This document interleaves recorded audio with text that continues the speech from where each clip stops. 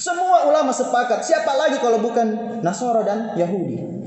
Jadi ketika mengucapkan selamat terhadap hari raya mereka, yang jelas-jelas itu bertentangan dengan akidah kita, tauhid kita, maka tidak perlu. Cukup saja, biarkan aja mereka beribadah sesuai dengan keyakinannya. Kita diam aja, biasa.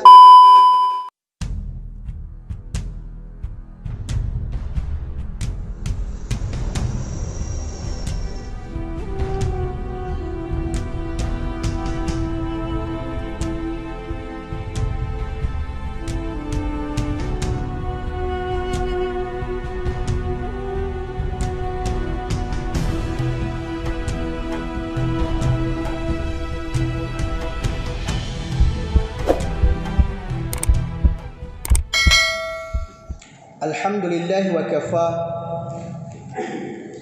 Wassalatu wassalamu ala rasulil mujtaba Sayyidina wa habibina wa syafi'ina wa maulana Muhammadin al-Mustafa wa ala alihi wa ashabihi wa dhurriyyatihi wa kulli man ittaba'al huda.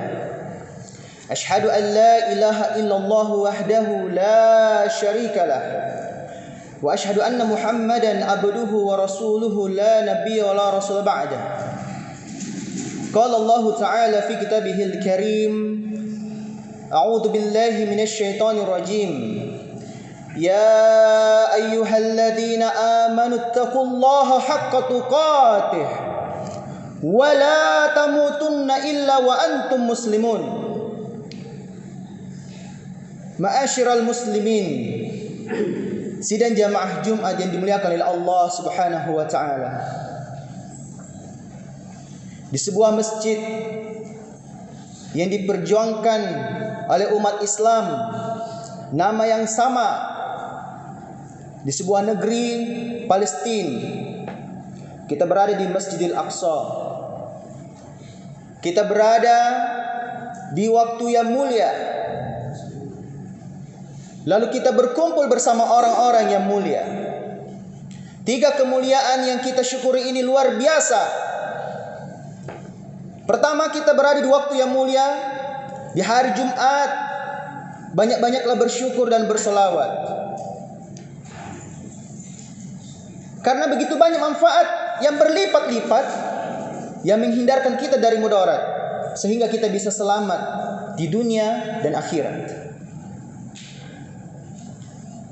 Kemudian yang kedua, kita berada di tempat yang mulia, di rumah Allah.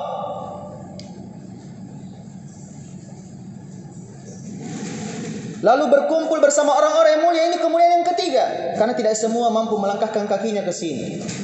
Mungkin kita lihat pintu 1 dan pintu 2 ditutup, tetapi masih ada pintu 0. Kembali ke titik 0. Kita tetap bisa sampai ke sini. Ini satu kemuliaan yang luar biasa. Berkumpul bersama orang-orang yang bisa melangkahkan kakinya di saat banyaknya urusan dunia yang mungkin secara matematika akal itu lebih baik mungkin daripada kita ke masjid. Tetapi ternyata akal kita ini tunduk terhadap Al-Quran dan Sunnah. Karena ada kemenangan besar ketika kita memenuhi panggilan azan dari muadzin. Hayya 'alas shalah wa hayya 'alal falah. Diajak kita untuk mendirikan salat, dan ternyata itulah menuju kemenangan. Luar biasa orang-orang yang datang di tempat yang mulia ini di waktu yang mulia, Masya Allah. Masyiral muslimin wal mu'minin, sidang jamaah Jumat dimuliakan oleh Allah Subhanahu wa taala. Fenomena yang masih kita lihat di sekitar kita, di luar kampus, kita melihat begitu banyak yang masih galau dalam kehidupan ini. Pandemi, terjadi resesi, padahal hakikatnya resesi itu tidak akan mengurangi volume rezeki. Masih banyak solusi sebenarnya kalau kita mencari. Karena Allah Subhanahu wa taala tidak menurunkan masalah, melainkan pasti ada solusinya. Tidak menurunkan penyakit, melainkan pasti ada obatnya. Kita galau semua. Belum lagi banyak yang tugasnya menumpuk. Belum lagi kita punya masalah yang lainnya di dalam kehidupan kita. Belum lagi masalah asmara. Kita sudah ingin menikah tetapi orang tua belum ridho. Belum lagi yang sakit ingin sembuh tapi belum juga sembuh. Maka sebenarnya ada rahasia yang sering kita baca, yang sering kita lantunkan di dalam sholat kita, namun kita lupa maknanya, kita lupa mengamalkannya. Maka apa solusinya? Inilah yang akan kita bahas pada kesempatan yang mulia ini. Apa itu rahasia dari surah Al-Fatihah? Al-Fatihah ini disebutkan para ulama banyak sekali nama-namanya. Kalau di dalam kitab Al-Itqan fi Ulum Al-Quran yang ditulis oleh Imam As-Suyuti, itu menyebutkan ada 20-an nama, Masya Allah. Ulama lain ada yang menyebutkan sampai 30 lebih nama. Di dalam kitab Al-Majmu' Syarh Al-Muhadzab yang ditulis oleh Imam Nawawi rahimahullahu ta'ala, itu menyebutkan ada 10. Di antaranya Fatihah Al-Kitab, pembukanya Al-Kitab, pembuka dari Al-Quran. Juga disebut dengan surah Alhamdu. Banyak riwayatnya, ini ada hadisnya. Hadisnya semua sahih. Belum lagi disebut Ummul Quran. Ada juga disebut Ummul Kitab, induknya Quran, induknya kitab. The mother of Quran. Masya Allah. Belum lagi nama yang kelima as-solat. Ya, solat. Karena tidak sah, putus solat seseorang jika tidak baca Al-Fatihah, disebutkan rukun. Lalu disebutkan lagi as-sab'u al-mathani, 7 ayat yang diulang-ulang. Ini istilah yang disampaikan oleh Rasulullah dalam hadis Al-Bukhari. Belum lagi nama yang lainnya al-wafiyah, sempurna. Di antara semua surah yang dibaca, mungkin kita bisa baca 1, 2, 3 ayat saja. Selebihnya bisa dibaca di rakaat berikutnya. Tetapi Al-Fatihah tidak boleh, langsung harus disempurnakan, tidak boleh setengah-setengah. Sempurna, al-wafiyah. Lalu disebut juga namanya al-kafiyah, cukup. Lalu disebutkan juga al-asas, dasar dari Quran. Lalu apalagi? Asy-syifa, penawar. Dan masih banyak sekali. Disebut ar-ruqyah. Banyak sekali nama-nama dari Al-Fatihah ini. Namun ada 3 manfaat besar yang insya Allah kita akan kupas pada kesempatan yang mulia ini, yang mudah-mudahan ini akan jadi evaluasi besar di dalam kehidupan kita. Evaluasi besar sehingga dari Jumat ke Jumat kita memiliki kebaikan yang lebih baik lagi. Karena muslim yang lebih baik daripada hari kemarin, hari ini lebih baik daripada hari kemarin, orangnya beruntung. Jangan sampai kita sama saja rugi, kata Rasulullah. Tetapi kalau buruk, celaka. Maka mari evaluasi Al-Fatihah kita, komunikasi kita dengan Allah Subhanahu wa taala. Bagaimana ketika kita sholat, sebenarnya kita sedang berkomunikasi langsung dengan Allah. Allah yang langsung menjawabnya. Ketika baca Alhamdulillahi Rabbil Alamin, sesungguhnya pada saat itu Allah langsung menjawab apa yang kita ucapkan. Ketika kita dalam keadaan sadar, memahami arti dan maknanya, maka sungguh saat itu Allah langsung membalasnya. Hambaku telah memujiku, hambaku memujiku. Masya Allah. Ar-Rahmanir Rahim, dan sampai akhir ayat. Kita kalau baca ini, itu luar biasa. Kita tartil, tidak terburu-buru. Antara ayat kita berhenti, itu Masya Allah. Masya Allah.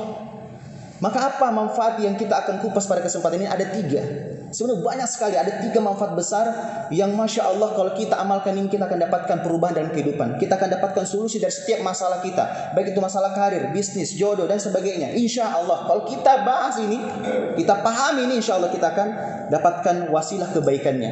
Apa saja itu? Yang pertama, Al-Fatihah ini akan membentuk karakter, membentuk kebiasaan. Disebutkan sebagai Ummul Quran atau the mother of Quran, atau disebut dengan ibunya Al-Quran. Para ilmuwan itu menyepakati bahwa ilmu pengetahuan itu induknya, mothernya, ibunya ada pada repetisi. pengulangan. Kalau para penghafal Quran, para hafidh dan hafidah itu menyebutkan kalau kita mau betul-betul bisa hafal Quran, kuncinya adalah murajaah, pengulangan. Kalau kita di kampus, coba cek yang sudah semester 3, apakah masih ingat 90% mata kuliah dari semester 1 dan semester 2? Kami jamin tidak ada yang bisa mengingatnya 90%, paling 10%. Kenapa? Karena tidak ada murajaahnya, tidak ada pengulangannya. Karena kita terus target kurikulum harus selesai. Bisa kita cek apa kita masih ingat pelajaran waktu SMA semua? Paling cuma 5%, tinggal 3%. Maka kuncinya adalah murajaah. Apa itu? Pengulangan, repetisi. Maka kenapa disebutkan Ummul Quran sebagai induknya Quran? Hampir dan hampir. Kalau kita cek di setiap sholat kita, coba kita ke masjid-masjid, pindah dari masjid satu ke masjid yang lain di waktu-waktu jaharnya sholat, yakni sholat Jumat, sholat Maghrib, sholat Isya, sholat Subuh. Coba cek imamnya, coba cek, buktikan sendiri. Bagaimana disebutkan Quran sebagai Ummul Quran? Kenapa bisa disebutkan Ummul Quran? Karena disebutkan oleh Rasulullah as-sab'u al-mathani. 7 ayat yang diulang-ulang. Tidak pernah ada imam yang pernah lupa. Jarang sekali, langka ada imam itu lupa. Saking hafalnya, itu kayak spontan sekali.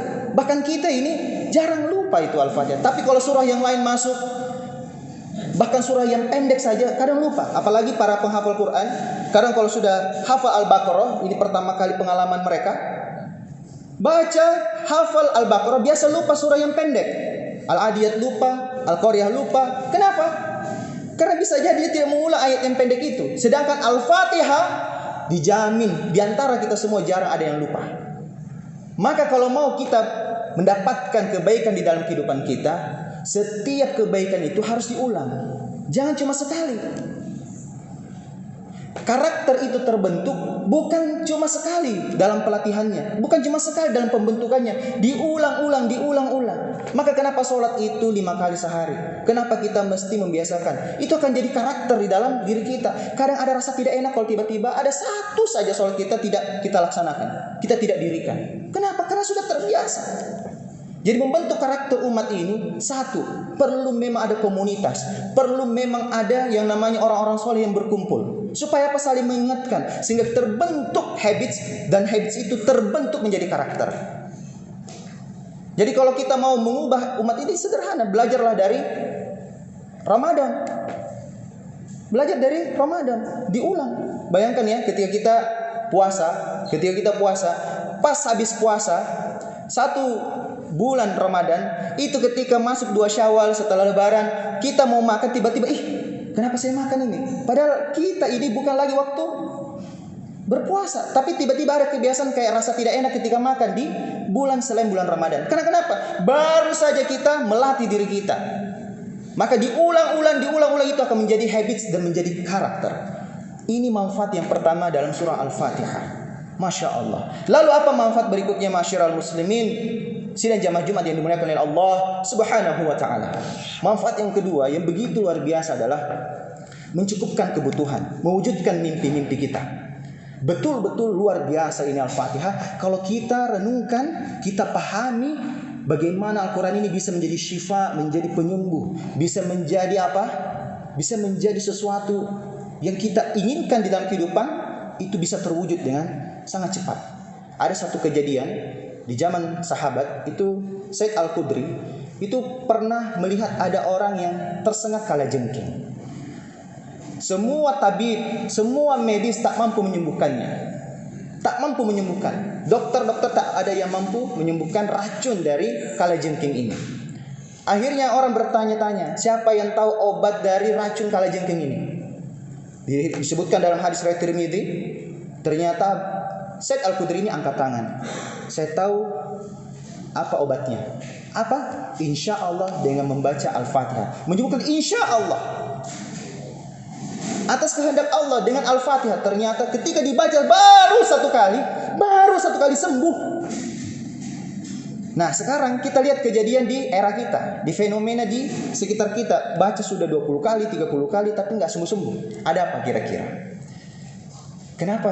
Orang-orang di zaman dahulu, as-sabiquna awwalun, orang-orang yang dekat dengan Rasulullah, yang sangat dekat dengan wahyu, itu baru amalkan itu surah, baru baca itu kejadian demi kejadian, keajaiban demi keajaiban terjadi. Sedangkan kita ini lama sekali baru terwujud. Ada apa kira-kira? Karena para sahabat mengamalkan isi Quran, mengamalkan surah Al-Fatihah itu sendiri. Di dalam surah Al-Fatihah disebutkan oleh Allah Subhanahu wa taala, ketika kita membacanya, iyyaka na'budu wa iyyaka nasta'in. Coba perhatikan urutannya. Hanya kepada wa iyyaka nasta'in. Kita beribadah dulu. Kita dekat dulu dengan Allah. Kalau orang dekat itu, kira-kira kalau Anda dekat dengan penguasa atau Anda dekat dengan teman Anda, apapun yang Anda minta tanpa bertele-tele dikasih. Coba deh, Anda sudah akrab sekali dengan orang tua Anda itu, saking apapun yang Anda minta itu kenapa dikabulkan? Karena dekat sekali. Hati Anda dengan orang tua itu tidak ada jarak. Bahkan jarak jauh pun dia tahu ketika kita sakit, ibu kita langsung tiba-tiba ada firasat, anakku lagi sakit di kampus. Dia langsung tiba-tiba menelpon, kok bisa tahu? Karena dekat sekali. Apa kita sudah dekat dengan Allah, mengamalkan betul-betul surah Al-Fatihah ini, sehingga ketika kita minta sesuatu, ngajak dulu, apa kita sudah dekat dengan Allah? Mewujudkan mimpi, mencukupkan kebutuhan, maka satu rumusnya, amalkan iyyaka na'budu wa iyyaka nasta'in. Maka apapun penyakitnya, apapun hajat kita diwujudkan oleh Allah Subhanahu wa taala. Ini manfaat yang kedua. Lalu manfaat yang terakhir, ma'asyiral muslimin rahimakumullah. Manfaat yang terakhir adalah manfaat yang ketiga, meneguhkan prinsip tauhid. Nah, kita baca itu di ayat yang terakhir, 3 ayat terakhir. Ihdinas siratal mustaqim, siratal ladzina an'amta 'alaihim ghairil maghdubi 'alaihim waladdallin. Kita sering baca ini, tapi kita tidak memiliki prinsip dalam hidup. Toleransi boleh, tapi jangan bablas. Muamalah boleh. Saya banyak teman orang-orang non-muslim, tetapi tidak perlu sampai bablas prinsip hidup kita. Rasulullah dulu tetap berniaga dengan orang Yahudi, berniaga dengan kaum musyrikin. Tetapi urusan masalah prinsip akidah tauhid tidak boleh ada tawar-menawar. Ihdinas siratal mustaqim. Kita sudah meminta kepada Allah, tunjukkanlah hamba jalan yang lurus. Jalan yang betul-betul lurus, yakni Islam. Betul-betul paham, ini hak, ini batil, ini benar, ini salah, ini baik, ini buruk. Tidak ada jalan tengah. Tidak boleh bermuka dua. Betul-betul jelas, tidak munafik di situ. Maka disambung lagi di ayat yang terakhir. Setelah ihdinas siratal mustaqim, siratal ladzina an'amta 'alaihim. Bukan jalan orang-orang yang engkau murkai ya Allah. Dan bukan juga orang-orang yang kau sesatkan. Orang-orang yang sesat. Siapa mereka ini disebutkan orang-orang yang dimurkai oleh Allah sama orang-orang yang sesat? Siapa? Para ulama sepakat. Semua ulama sepakat. Siapa lagi kalau bukan Nasara dan Yahudi? Jadi ketika mengucapkan selamat terhadap hari raya mereka, yang jelas-jelas itu bertentangan dengan akidah kita, tauhid kita, maka tidak perlu. Cukup saja, biarkan aja mereka beribadah sesuai dengan keyakinannya. Kita diam aja, biasa aja.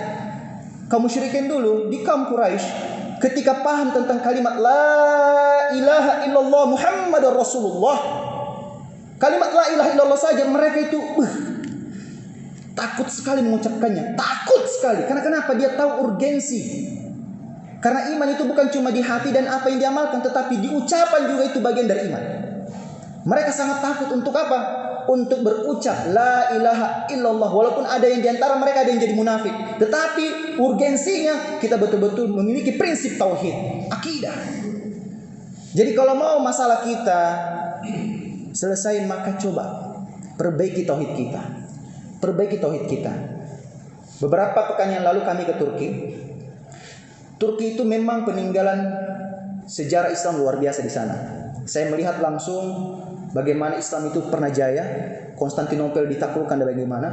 Tapi ternyata ada satu kebiasaan yang cuma satu ini kebiasaan yang saya tidak suka betul. Kalau yang lain mungkin masalah dosa antara dia dan Allah, antara mereka dengan Allah. Tetapi yang satu ini, nggak bisa main-main. Saya tidak bisa mentoleransinya. Apa itu? Mereka meyakini satu ada benda-benda seperti jimat berbentuk mata warna biru. Dia katakan ini adalah lambang mata Tuhan yang berwarna biru yang ada di atas langit. Dan yang kedua, dia meyakini bahwa ini adalah untuk menghindari ain.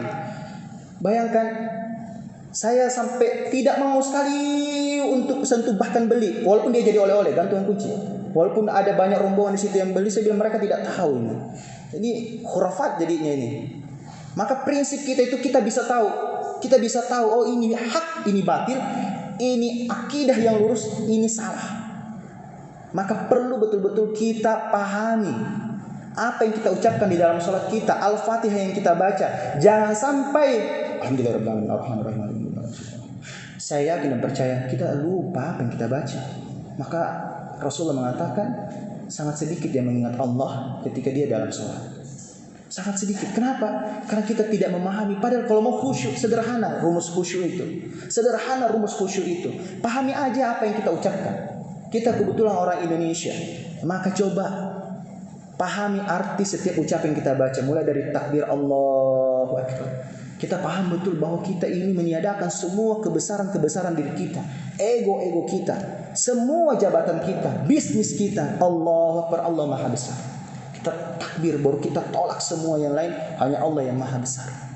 Lalu ketika kita baca iftitah, kita inna sholati wa nusuki wa mahyaya wa mamati lillahi rabbil alamin. Tapi kita lupa artinya. Lalu ketika kita baca Al-Fatihah, ini interaksi kita langsung dengan Allah. Allah langsung balas, Masya Allah. Coba perbaiki, evaluasi. Ini sudah penutup tahun 2020. Coba kita evaluasi diri.